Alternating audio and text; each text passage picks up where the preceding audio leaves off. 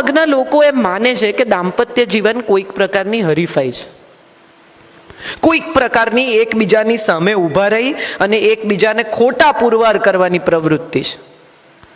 દાંપત્ય જીવન એ કંઈક એવી ચીજ છે કે જ્યાં આપણે એકબીજાની સામે સતત લડતા રહેવું, એકબીજાને નીચા પાડતા રહેવું, એકબીજાને ઉતારી પાડતા રહેવું. ખરેખર સત્ય એ છે કે છોકરાઓ પોતાના રસ્તે જતા રહેશે, માતા પિતા નહીં હોય, એકબીજાની સાથે વૃદ્ધ થવા માટે છેલ્લે 2 જ જણા હશે. આ વાત આપણને સમહાવ સમજાતી નથી. દાંપત્ય જીવનને જોક બનાવીને બહુ બધા લોકોએ પીરસ્યો. કેટલા બધા લોકો આવીને અહીંયા ઊભા રહીને તમને કેટલાય લગ્ન જીવનના જોક્સ કરી ગયા છે, વેજ ને નોન વેજ ને આ ને તે ને ફલાણું ને ઢીકડું. મારે જે વાત કરવી છે ને એ એવી વાત કરવી છે કે હું એવું માનું છું કે લગ્ન જેવો ઉત્તમ બીજો કોઈ સંબંધ જગતમાં છે જ નહીં. આપણી સંસ્કૃતિએ 2 અજાણ્યા લોકોને સાથે જીવવા માટે બાધ્ય કર્યા. પહેલાં તો એકબીજાના મોઢા નહોતા જોતા. ત્યારે અને અત્યારે એવું જો મારે બોલવાનું હોય તો મારા દાદા દાદી એકબીજાને જોયા વગર પરણ્યા હતા. એમનું લગ્ન જીવન ઓછામાં ઓછું 62 વર્ષ ચાલ્યું. એમણે એકબીજામાં કોઈ ભૂલો શોધી નહીં, અને શોધી તો એટલા સ્નેહથી શોધી કે તારા દાદાને 6 વાગે ચા નહીં મળે ને તો જીવ ખાઈ જશે, બનાવી દે ને ભાઈ. આ ફરિયાદ નથી, સ્નેહભરી ફરિયાદ છે. એ પછીનો સમય આવ્યો મારા માતા પિતાના લગ્નનો. પ્રેમ લગ્ન કર્યા. મારી મા ઉંમર સાડીની જે સ્વામી આનંદને જયભાઈએ યાદ કર્યા, એ સ્વામી આનંદે મારી માના દાદાજી એટલે મોનજી રુદર વિશે જબરજસ્ત નિબંધ લખ્યો છે. હું એ પરિવારમાંથી આવું છું કે જેમાં 125 વર્ષ પહેલા એક વિધવા, બાળ વિધવા દીકરીને પરણાવવામાં આવી, ન્યાતે બહાર મૂક્યા, અને હજામ આવે નહીં તો મારા મમ્મીના દાદીએ ઓટલા પર બેસીને મારા મમ્મીના દાદાની દાઢી કરી. હું એ પરિવારમાંથી આવું છું. એટલે હું રિબેલ છું એમાં કંઈ બહુ નવાઈ નથી, આ ડીએનએ છે. પણ જે વાત મારે કરવી છે એ કરવી છે કે ન્યાત બહાર મૂકે અને મારા નાનાજી ને મારા નાનીના લગ્ન થઈ ગયેલા, પણ હજી આણું કરેલું નહીં. મારા નાની પ્રેમચંદ રાયચંદમાં ભણે, એમનું પિયર નવસારીમાં. રસ્તામાં કિલ્લા પારડી આવે, જે જ્યાંથી બોરલાઈ જવાય, મારા મોસાળ. મારા નાનાએ એક પત્ર લખ્યો કે ન્યાતવાળા તને અને મને ભેગી નહીં થવા દે. પરણેલી પરણેતર છે, કોઈ ચોરી ગુનો નથી. હું બીજાને પરણીશ નહીં ને તને કોઈ પરણશે નહીં. જો આપણે સાથે રહેવું હોય તો પારડી સ્ટેશને ઉતરી જજે. તું જ્યારે વેકેશન પડે, પ્રેમચંદ રાયચંદ સ્કૂલમાં, ટ્રેનિંગ સ્કૂલમાં પીટીસી કરતા તમારા નાની, પારડી ઉતરી જજે, હું તારી પ્રતીક્ષા કરીશ.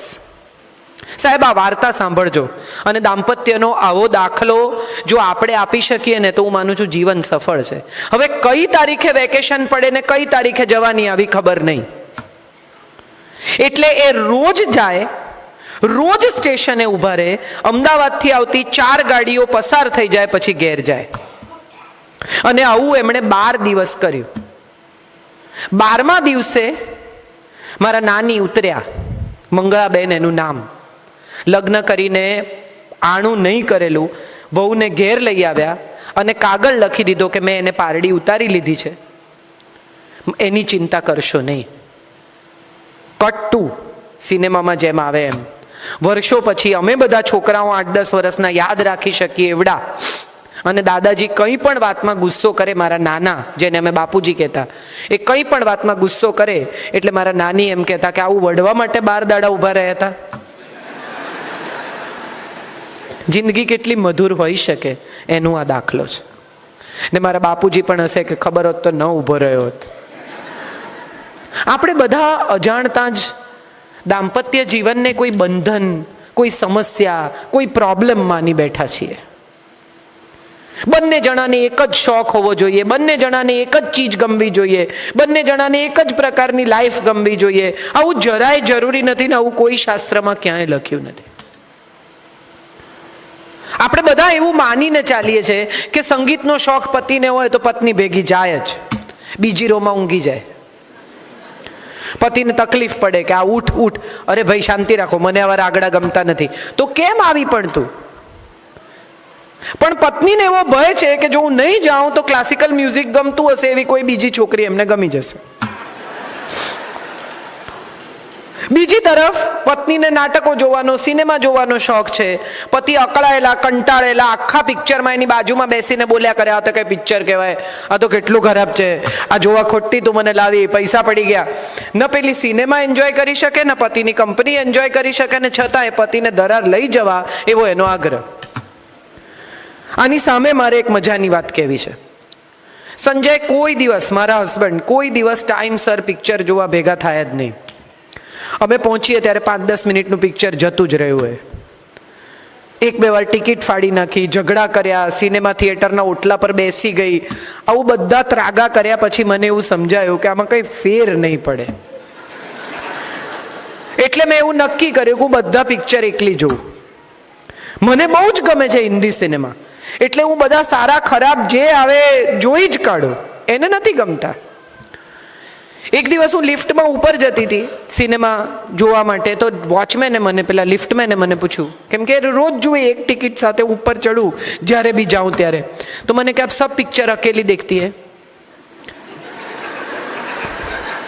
એટલે એણે નોટિસ કર્યું હશે ને કે આવા બેન આ પિક્ચર જોવા દર વખતે આ બાઈ એકલી જ હોય છે. એટલે મેં એને કહ્યું, હા ક્યું? તો કે અકેલે कैसे देखा जाए? એટલે મેં કીધું સબ દેખતે તો ઉધર ही है, एक दूसरे के सामने कहाँ देखते हैं?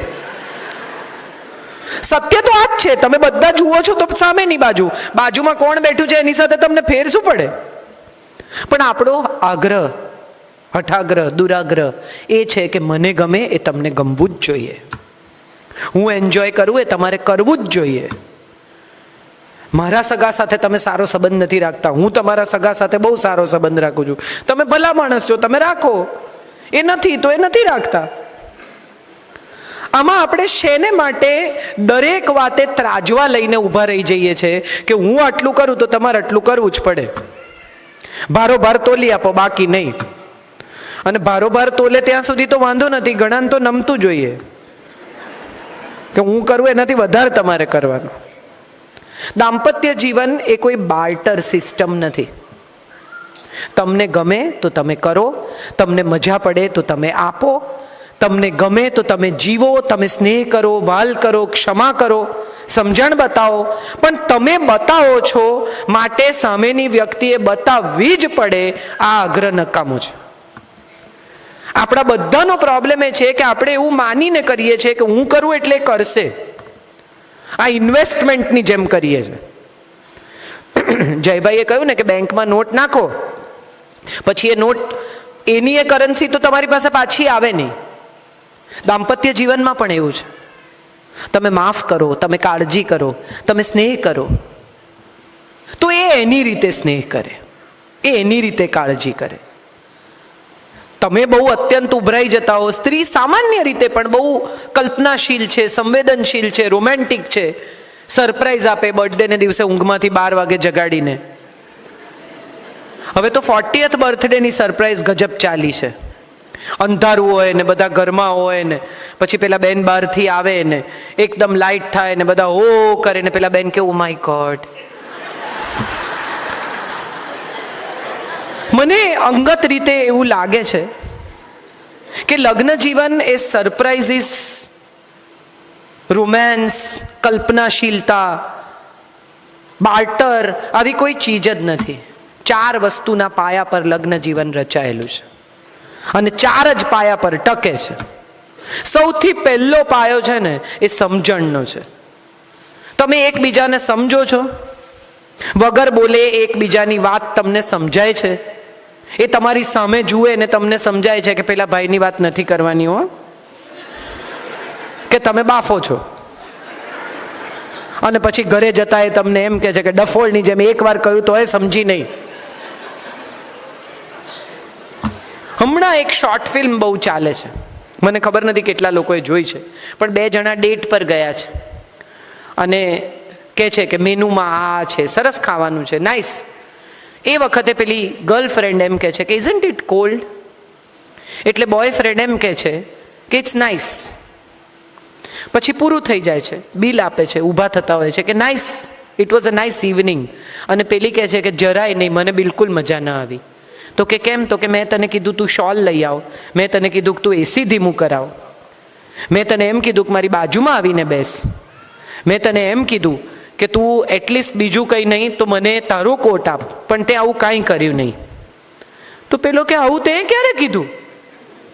આવું તો તું બોલી જ નથી. તો કે કેમ? મેં તને ન કીધું કે ઇટ ઇઝ કોલ્ડ?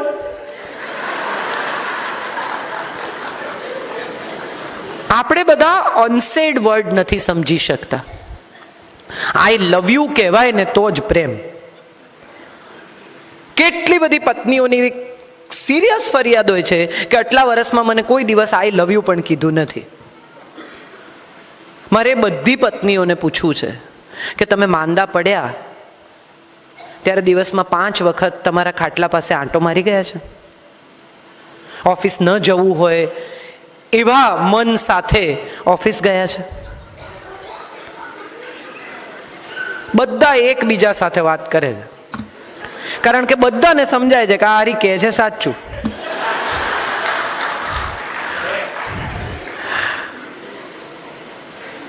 કોઈ દિવસ કોઈ પતિને લગ્નની એનિવર્સરી પર પોતાની બર્થડે પર સોનાનો ચેન ખરીદતો જોયો છે? હા કે ના? હા કોણ કહે છે? મારે સાંભળવું છે. જીતવાનું નહીં. હું હંમેશા કહું છું કે જેની સાથે જીવવાની ઈચ્છા હોય ને એની સાથે જીતવાની જીત છોડી દેવાની.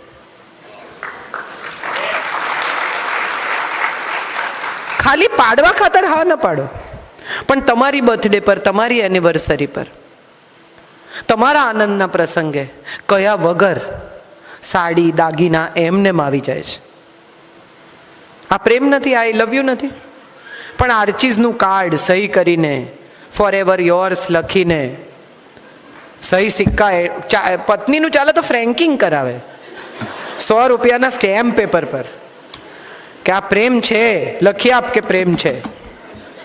પણ આવા ફ્રેન્કિંગ કરાવવાથી જો સંબંધો ટકી જતા હોત ને તો એને એમઓયુ કહેવાય, પ્રેમ નહીં. આપણે એમઓયુ નથી કરવાના, આપણે પ્રેમથી જીવવાનું છે, સાથે રહેવાનું છે, સાથે સાથે વૃદ્ધ થવાનું છે. તો પહેલો પાયો છે સમજણ, બીજો પાયો છે ક્ષમા. માફ કરી દો, યાદ નહીં રાખો. જયભાઈ એકવાર રાતના 2:30 વાગે ટ્વીટ કરેલું કે એણે એક નાનકડી ભૂલ કરીને યાદ રાખીને તે બહુ મોટી ભૂલ કરી.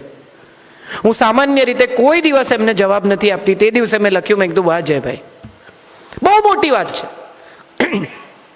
એણે એક નાનકડી ભૂલ કરી, એ યાદ રાખીને તે બહુ મોટી ભૂલ કરી. કેટલી બધી પત્નીઓ ઝઘડો થાય ને તો આજથી 10 વર્ષ પહેલા આપણે જ્યારે અમદાવાદ ગયેલા ત્યારે તમે મારી સાથે આમ તેમ ફલાણું ટીકણું કરેલું, ત્યાંથી ઝઘડો ચાલુ થાય. એક પતિ પત્ની લડતા હતા, સવારે 10 વાગે ઝઘડો ચાલુ થયો. પડોશીને એમ થયું કે આ તો એન્ટરટેનમેન્ટ, ચાલવા દો. થોડી વાર ચાલ્યું, વળી બપોર પડી, બંને જણા જમ્યા, વળી પાછો ઝઘડો ચાલુ થયો. આ તો પોરા ખાઈ ન કરે ને, પતિ પત્નીના ઝઘડા પોરા ખાઈને થાય. ખાઈ પીને સુઈ જાય, પાછા ઉઠીને લડે. તો રાતના 10 વાગ્યા. પડોશીઓને એમ થયું કે હવે ઘણું થયું. એટલે એક સમજણવાળા ભાઈ, જરાક શાંત સ્વભાવના, ચંદ્રકાંતભાઈ જેવા, બાજુમાં ગયા અને જઈને પૂછ્યું કે ભાભી થયું શું? એટલે પત્ની ખીજાઈ ગઈ ને એણે કહ્યું કે સવારે 10 વાગ્યાથી ચાલે છે, અત્યાર સુધી કોઈને ખબર હોય કે તેમાંથી ચાલુ થયું? સમજાશે ધીમે ધીમે. આપણને એ પણ યાદ નથી કે આપણે કઈ વાતે લડી રહ્યા છીએ. મુદ્દા પ્રસ્થાપિત કરવા એ દાંપત્ય જીવન નથી. માફ કરી દો, ગમે તેવી મોટી ભૂલ હોય. ઘણી પત્નીઓ કે માફ કરીએ ને એટલે ટેવ પડી જાય, પછી કરી તો જુઓ, પછી સમજાશે. એનામાં પણ માણસ તો છે ને, એને પણ સમજાય છે કે આણે મને માફ કર્યું છે. દરેક માણસ એટલો નફ્ફટ, એટલો બેજવાબદાર, એટલો ખરાબ નથી હોતો. અને અહીંયા મારે જે વાત કરવી છે એ કરવી છે કે મમ્મીઓ બધી છે ને, એટલે છેક મારા દાદીના સમયથી મારા પપ્પા અને મારા પપ્પાના સમયમાં હું ને બધા મમ્મીઓ એવું માનીને ચાલે છે કે દીકરો મારો ને બહુ નકામી. એટલે મમ્મી સામાન્ય રીતે એવી ફરિયાદ કરે કે તારી વહુ આમ કરે છે ને તારી વહુ તેમ કરે છે. પુરુષ માટે બહુ ડિફિકલ્ટ છે કે તારે ડાબુ ફેફસું જોઈએ છે કે જમણું, બોલ. આવું તમે કોઈને પૂછો તો એ કેવી રીતે મેનેજ કરે? તમે કોઈને એમ પૂછો કે તને ડાબી આંખ ગમે છે કે જમણી, એક રાખવાની છે. આવો સવાલ પત્ની અને માં બંને પુરુષને સમયે સમયાંતરે પૂછે છે. ઘરનો કમાતો પુરુષ સાંજે ઘરે આવે ત્યારે ઘરમાં કિલ્લોલતું આનંદદાયક મજાનું વાતાવરણ હોવું જોઈએ. એ લક્ષ્મી લઈને આવે છે, ધન લઈને નહીં. જે ઘરોમાં સાંજ સરસ હોય ને એ ઘરમાં ધન લક્ષ્મી બને છે, બાકીના ઘરોમાં ધન રહી જાય છે. ક્ષમા કરો એટલે માત્ર પતિને કરો એવું કહેવાનો મારો ઈરાદો જ નથી. ક્ષમા કરો એટલે સમગ્ર એ વ્યક્તિઓને ક્ષમા કરો જેને તમારા જીવન સાથી ચાહે છે. આ પતિ ને પત્ની બંનેની વાત છે. પત્નીના ભાઈએ કંઈ અપમાન કર્યું, તમને એમ કહ્યું કે તારી પાસે કેટલા પૈસા છે, મારી પાસે આટલા પૈસા છે, ચાલો હવે આજથી જુઓ ગાંઠ વાળી છે, પત્નીને પિયર નહીં મોકલવાની, રાખડી બાંધવા નહીં મોકલવાની, જોઈ લે હું તને શું કરી શકું છું. એ તો નહીં જાય, રડીને રહી જશે. પણ એના એક એક આંસુમાં જે ફરિયાદ છે ને એ ફરિયાદ તમને ફરીને યાદ આવશે. ક્ષમા કરી દો. એ એના ભાઈને ચાહે છે, એનો ભાઈ કદાચ તમને નથી ચાહતો, it's okay, it's all right. બધાએ બધાને ચાહવા એવો તો કોઈ નિયમ જગતમાં ક્યાંય લખ્યો જ નથી. એ એના ભાઈને ચાહે છે, હું નહીં આવું, તું જઈ આવ. આટલું તો હું માનું છું થઈ જ શકે, અને આટલી ઉદારતા અનિવાર્ય છે સાથે જીવવા માટે. કેટલા બધા લોકોને હું એવા ઓળખું છું કે સવારે નીકળતા હોય ત્યારે પૂછે કે આજ શું બનાવીશ જમવામાં, અને પત્નીએ કીધું હોય કે ભીંડાનું શાક, કઢી, છૂટી દાળ ને રોટલી ને ભાત. પાછા આવે ને ભીંડાને બદલે ટીંડોળ આવે તો મગજ જતું રહે. કેમ? ભીંડા કયા હતા ને? અરે કયા હતા, ના કર્યા યાર. એમાં એટલો મોટો મુદ્દો બની ગયો છે કે તમે આ આખી વાતને મારે નથી ખાવું. અરે એણે આટલા સ્નેહથી આટલી કાળજીથી તમારા માટે રસોઈ કરી છે, નહીં મળ્યા હોય ભીંડા, એકવાર સાંભળી તો લો. આપણે બધા અજાણતા આપણા જીવન સાથી પાસેથી મેક્સિમમ અપેક્ષા રાખતા થઈ ગયા છે. એણે તો કરવું જ પડે, એણે તો સમજવું જ પડે, એણે તો આમ કરવું જ પડે, એણે તો છોડાય. એ કેવી રીતે ન કરે? કેમ એ માણસ નથી? અને જગતના દરેક માણસને પોતાની જવાબદારીમાંથી એકાદ વાર ચ્યુત થવાનો અધિકાર છે. ઇન્દિરા ગાંધીનો જો સિક્યોરિટી ગાર્ડ પોતાની જવાબદારીમાંથી પીએમનો ચ્યુત થતો હોય તો આ કઈ તમારો સિક્યોરિટી ગાર્ડ છે કે તમે એને ખખડાવ 24 કલાક કરો? આપણે બધા અજાણતા દાંપત્ય જીવનને એટલું તંગ કરી નાખ્યું છે કે સ્માઇલ્સ વિલાઈ ગયા છે. દાંપત્ય જીવન તો સાથે હસતા રહેવાની, સાથે વૃદ્ધ થવાની, સાથે રોમાન્સ કરવાની કળા છે. બહુ મને પોતાને હંમેશા એવું લાગ્યું છે કે પહેલાના દાંપત્યો વધુ સુંદર, વધુ રોમેન્ટિક, વધુ પ્રેમાળ હતા, કારણ કે અપેક્ષાઓ ઓછામાં ઓછી હતી. હવે બધા ઇન્ટેલિજન્ટ થઈ ગયા છે, બધા બુદ્ધિશાળી છે, બધા એકબીજાની સાથે ચર્ચા કરે છે, અને કોઈની વાત છોડવા તૈયાર નથી.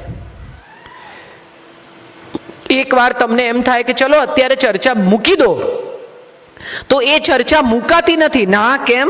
હવે તમારો વારો આવે એટલે મૂકી દેવાનું. એક પતિ પત્ની રાત્રે લડતા હતા, 1:30 વાગવા આવ્યો, પત્નીએ બગાસું ખાધું. હવે તમારે જીતવાનો આગ્રહ રાખવો છે કે આપણે સૂઈ જવું છે?